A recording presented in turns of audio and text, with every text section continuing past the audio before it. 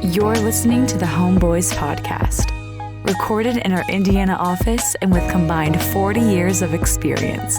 Here's your hosts, Clint and Scott. Hey everybody, you're with the Homeboys. We're excited to have you here today. We got a very exciting show. We're talking location. I'm Clint Wetherill. As always, I'm here with my partner in the force, Mr. Scott Adams. How are you? Couldn't be better.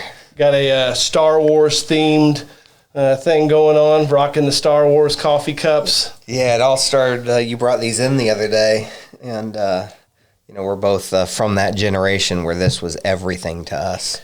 It still is everything to me. Mm-hmm. Me and my 4-year-old just got caught up on The Mandalorian this past weekend, and I don't want to ruin it for anyone that hasn't seen it because I know you have not seen all of it, but there are some really big paydays along the way for traditional Star Wars fans. Like, I was totally dorking out. I'm still dorking out over it. Pretty special. Yeah, I can't wait to, my kids are one in college and one's a senior in high school. And, I regret not doing more Disney trips, but I think we got one more in us for sure. And because I want to see all the Star Wars stuff that I hear it's just amazing down at Disney. We just got back in October. That's where I picked up my never mind, it's not working right now. My Obi-Wan lightsaber, and it's something else. The Galaxy's Edge and everything down there. It's pretty special for Star Wars geeks. Yeah, I wanna get down there and see it. So anyway, enough about Star Wars. Location. It's the old adage that everyone always hears in real estate, no matter if you're looking for investment property or you're an owner-occupant. We're going to really dive in more along the investment property lines about location. And it's so very important, not only for people that know the area, but, extremely important for people that are buying out of state, which a lot of our, clients do because they're not here and have their feet on the ground to know the neighborhoods quite like. Yeah, probably 90% of our clients never come and see their houses. And we've seen that trend kind of growing as, the world's become more connected and you can do more research and more understanding, online and through all those tools that are available now. So we see a lot of that. And it kind of goes back to things that we've talked about in the past, the on-paper returns of certain locations versus the paper returns of other locations. Sometimes the really bad locations look good on paper. The good locations don't look as good. A lot of times it's finding a happy medium in there somewhere, but sounds like you're teasing the old Goldilocks zone that we'll talk about later. I am. That's an exciting piece to this. But first, let's dive into our market a little bit. Sure. You and I have spoke about it at many real estate conferences.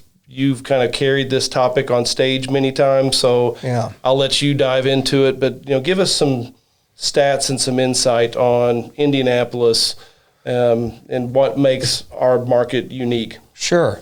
I think you and I are both really proud of being from Indiana. We just are. It's I tell the story all the time about my grandfather, moving up to this part of town as the first milkman in the area. And I tell those stories all the time. But, we have a lot of pride in our city and in the market that we happen to live in. It's our home, but we both lived in Indiana our entire lives. Yeah. So, yeah. And we go back many generations here, both of us. And, the thing that makes Indianapolis and Indiana throughout, really, we're going to focus a little bit on Indianapolis, but this applies throughout the state because we are all kind of throughout the state, is we are basically the number one investment property state for residential investment real estate and have been for a very long time. I was looking up I printed some old flyers that we had,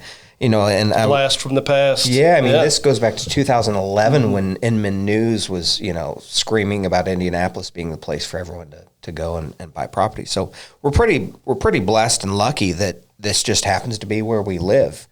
And people, reasonably say, well, why would Indianapolis be that market? What are the things that makes Indianapolis a good cash flowing, market. Because it's just some old podunky town in the Midwest, with a bunch of rednecks, right? Right, which is the first point is, if you take out L.A., New York, Houston, Dallas, the mega cities, if you take those out, Indianapolis is then in the top 10.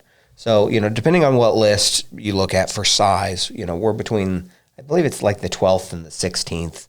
It ranges how they judge city size by geographic or all that. But, we're a large city, and people don't realize that Indianapolis is. So we've got a serious population center. And we've got that population growth, too, which is, real attractive for cash flow. So when you're looking for cash flowing cities, you want to have a few things. You want to have, a large enough population that it can support itself through thick and thin and the ups and downs. You also want, obviously, a jobs market. And so some of the things that we see that really make our market kind of outshine this tier one list of cities, such as Memphis, Atlanta, Charlotte, where people look to go invest in cash flowing assets because the numbers tend to work. Indianapolis tends to outshine them in a few areas, and one of them is the job space. We talk about it all the time with, we have one of the most diverse job spaces, but you can put it into those three categories of, sports and entertainment, which people don't realize is so based here, NCAA headquarters and race teams and, Colts and Pacers. We have the entire NCAA tournament this year in Indianapolis. I didn't even know that. And we, because of COVID, it's all centered here in Indianapolis, but we get the Final Four every 4 or 5 years. Yeah. Super Bowl in 2011 or 12. Gosh, has it been that long? Mm-hmm. We're a real sports-centric city, and it's actually a large job space that people don't realize. And then, number two is we've got Eli Lilly headquartered here, which, as you know, is a magnet for all kinds of other people in the biopharmaceutical sector and insurance sectors. Mm-hmm. So you've got those two. You've got another one emerging, too, which is logistics. You've got FedEx. Their second largest hub is now Indianapolis. Mm-hmm. We built a new airport. When was that? That would have been 2013, I believe. And so we had this old airport that was... No, I think that it was here by the time the Super Bowl came in. So I think it's like 2010, actually. Yeah. Well, we had this old airport that was still great, and so FedEx basically took that over. Right. And it's amazing when you fly into Indianapolis now, all that warehousing out there. I'm always shocked. I mean, it feels like you're flying forever, and it's just warehouse after warehouse after warehouse after everywhere. Warehouse. So that's become such a big sector. But that new airport, it's been voted like the best airport in the country. Yeah. It's just so easy to get through. It's everyone that comes here loves it. They did a really good job. They learned from a lot of the mistakes of that. The first people dipping their toe in the new airport market, like Denver, which is still a great airport, but it can be a long run from gate to gate there, as you and I experienced not long ago. I remember I was limping for a week after running from one end to the other to make our flight the last time. Really out of shape. Yeah. So, and then there's one last job sector, which we're the Midwest, so there's manufacturing, and so that, what those things do, instead of diving into all of that, overall what that does, it gives stability, to our market, a stability that a lot of the other markets that people look at, like, say, Memphis. Memphis is a great cash flowing market. I'm a big fan of it. You know that, and you are too. We know a lot of the providers of turnkey people that are like us that are down there. Yeah, and there's some great properties, but they don't have that diverse job space. They really are heavy in one sector, which is FedEx. So that really makes Indianapolis and Indiana attractive for cash flowing. What all this leads to, though, is something that makes the numbers work, which is low cost of living and really good job space and tenant market. So. I think that's a really important point to drive home, because we've spoke a lot on the West Coast. Primarily, a lot of the conventions and seminars that we've spoke at have been on the West Coast. Right. And I think that we didn't appreciate our cost of living until we really got out there and saw what people out there are dealing with. And we would kind of go through the numbers of what, even like the houses that you and I live in and what you can buy here in central Indiana versus the Bay Area. Sure. We used to have a slide that would show, what was it, $500,000? No, I think it was a $750 or $1 million. $750. But it was that shack. Mm-hmm. It was literally a shack. What $750 would get you in the Bay Area Yeah. versus here in Indianapolis? Yeah, and it was a giant mansion. And we literally just went to the MLS and pulled whatever that house was for $750 from each market. Correct. Put them up there. And it's shocking. So, and that translates into investment property, as well here. It does. So if you're able to, buy in a market like ours, a fully built, functioning family home for $150,000, which you can here, good starter homes, and you've got rents in that $1,200 to $1,300 range, the numbers on that are really strong, and they work really well. And which is about our average. Rent is about $1,250-ish. And there's been a lot of the cities that we've seen come and go as really good cash flowing markets. You and I was in love with Atlanta back in 2008, 9, 10. I thought it was just the hottest market and the smartest market to invest in. What happened is until you go to that airport and have to be delayed 2-3 hours every time you go. Yeah, but besides that, though, we saw the prices spike, and it no longer works, and so they aren't the most stable, and I don't mean that in a negative way. They're just not a flat market. Right. They go up a little and down, and so it doesn't work. And there's others like Charlotte. They come and go, but, we see Indianapolis year after year after year being, that top tier city for that.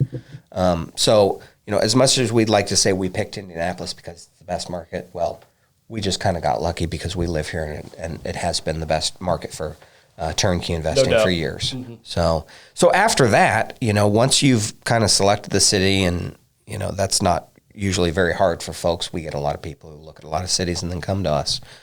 What do we do beyond that? Beyond just, is all of Indianapolis great? Is all of the state great? Where do we buy? That's where having someone experienced really comes into play. Because let's say, if you go suburbs versus the city, and let's just stay on like the more urban areas. Right. There are literally pockets within the city that butt up to one another, that this is a good rental area, and then right next to it is a bad rental area. We've got a big map in our conference room where we could point out those areas, and people say, oh, well, you said that area is great. What about right next to it? No, one of the worst. Right. So you really have to be careful in the city because the pockets are very close to one another, and there's areas that you simply just don't want to go into. You have to look at a lot of different factors that go into that. We just talked about a client who came to us with a portfolio. We just talked about this. And it was, to me, I was kind of in awe that they could pull this off, where they literally had purchased a house just outside of the areas we want, right on the bad edge of it, every single one. Every single house was right outside of where it should have been, just by literally blocks. Correct. And it was 7 or 8 houses, I think. It was closer to 10. I mean, it's unbelievable. So it's really easy to mess that up. Right. And it's easy for these pretenders to go out there and get people messed up by selling them a house right outside of that they can make more money on. So, that's important to work with someone who knows what they're doing and has the experience. But anyway. There's areas of downtown Indianapolis, which we have an amazing downtown that attracts lots of conventions and in a normal world, obviously not now with COVID. But there's some pockets right off of downtown where you've got rents of $3,000, $4,000, and you could literally travel a half a mile, and you're in an area that you don't want, you don't want your money there because it gets the crime rate, goes up. The schools, aren't as attractive. So, we see people not understanding which areas they should be in, and we also see a lot of people doing speculative, on the outside of it. And that's just not something that we really preach. So we focus on. Right. We don't really focus on timing, the market. Right. We want to really, get a sound investment from day one, where it's going to be a sound investment in year 10. But, we also have a very strong focus. A bigger focus for us is actually the suburbs. We do a lot more homes in the suburbs. And, touched on it briefly, schools plays a big role in that, where, a lot of our tenants are families. They're looking for, for good schools for their kiddos. So what's our average lease or tenant stay? That's different than the lease term. It's over 2 years. Yeah. Just slightly over 2 years. You don't months. see that, those terms, standard in the more urban areas. Right. There's some suburban boxes that get checked that really help, make investments work a little better out there. Right. So we see a heavy concentration in the suburbs. Whenever you get into the inner city, you do deal with the higher crime rate. You do deal with the schools is a big piece of that. When you get into downtown, if you've got some of those types of houses, all those kids are in private school in some of those wealthier neighborhoods sure. that have been there since the early 1900s. But we're not focusing on those for investments because they don't work. The numbers don't work. They don't work. You get over a certain price point, there's a level of diminishing returns where you see the price of the house at $100,000 and the rent, stays kind of consistent, and then you get up over $250,000, and then the rent kind of just barely trickles up, and the price goes up, which means your cap rate's going to be a lot less, and it's just not nearly as attractive as an investment. Which kind of brings me to our next point that we get a lot, from clients. Our office is here in Fishers. Right. Fishers is a great suburb. It's where I live. You live in Carmel, just a few miles away. People get on the internet and say, "Oh, Fishers, Carmel, Avon, Zionsville, Brownsburg. Those areas are great. That's where I want to invest." Right. That's the area that we call the Goldilocks zone, and it's not. We're not talking about my hair. It's not a topic that we're going into. It's talking the about numbers don't work. The more affluent neighborhoods that people want to get into. Obviously, the price is going to be higher. The purchase price is going to be higher.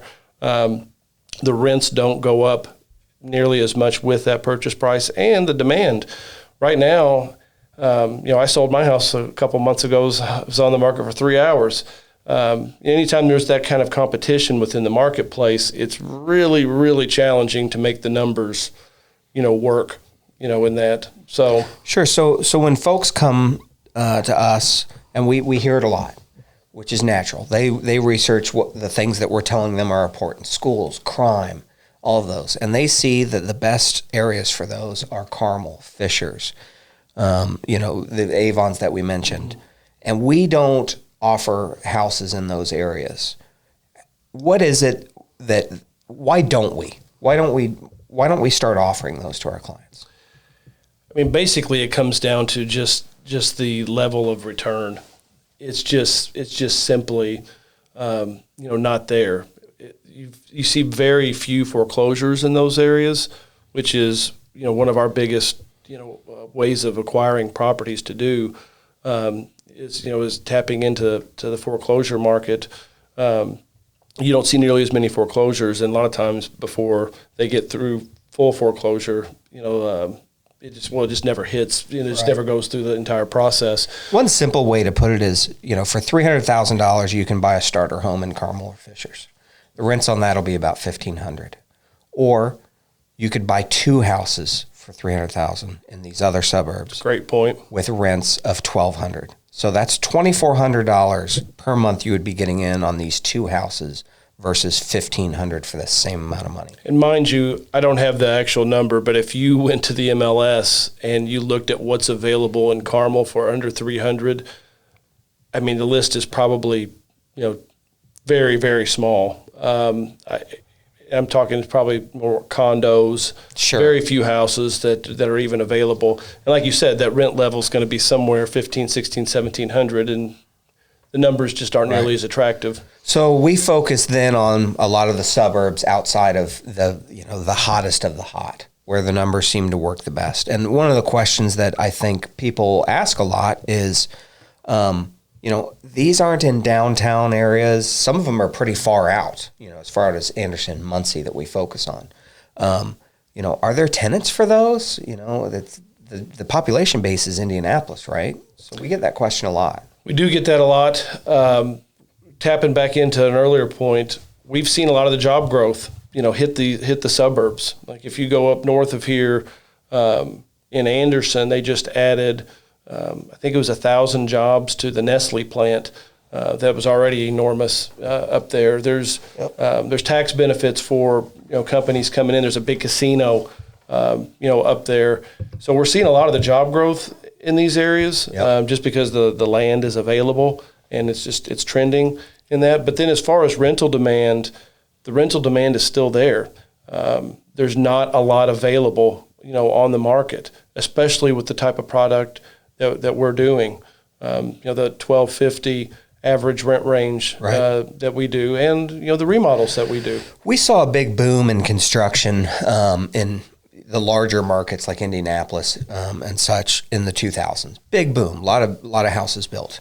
They hadn't yet really gotten to these tertiary markets like Anderson and Muncie and started really building those out yet then. And what we've seen is that population grow over that time, and they hadn't even gotten yet to really building those out, and they sure as heck aren't anywhere close to doing it now. So that's one of the strength factors that you and I talk about a lot is there's not enough housing. We met with I met with the economic development director for Anderson, and he's concerned because he's got all these jobs and all these plants from China that have commitments, and he's worried about where to put everyone. These are the things we hear all the time. So, again, if you focus though, these are specific to our market. If you focus though on those crime rates, you stay out of those urban centers. If you don't know a city or have someone who knows it like the back of their hand, it's pretty risky to try to pinpoint within those. You really, really have to do your research and find someone that truly knows what they're doing. We've seen a lot of mistakes, people not knowing some of these pockets that we're talking about, to stay away from. It's so vitally important. So we err on the side of caution with these little, like if we had a map here, we could show the 3 little areas that we really, still believe in. But we're very specific within those, and that's hard to do unless you really are an expert. So, if you're working with a group like us, they'll know their city and know those areas to be. But we just wanted to kind of help everyone understand what it is. People, as you mentioned at the beginning, talk about location, and it is 100% true. We happen to be in a market, Indiana and Indianapolis and its suburbs, that works really good for cash flowing assets. The numbers just happen to work. We have a good job space, all of those things we talked about. We also focus on certain markets within those. And then a step further, we focus on certain neighborhoods within those markets. That's hard for folks to do unless they have a team like us. But, hopefully that helps people understand kind of the main things that they need to look for, because this is the most important part when selecting a house. It is. I mean, location is everything. I always go back to the fear mongering to a slight degree. If it sounds too good to be true, it most likely is. Yep. And a lot of those cases are in areas that you just don't want to be in. So I would take a bad house in one of our areas over a perfectly brand new built house in a lot of those other areas. It's that important.